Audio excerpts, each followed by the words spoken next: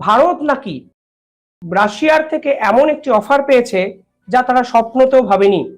শুধু সুকোই 57 নয়, এক্ষেত্রে রাশিয়া সরাসরি বলেছে আমরা সুকোই 57, সুকোই 30-র পর আমরা এখন তোমাদেরকে B2 বোম্বার স্টাইলের ড্রোন দিতে চাই।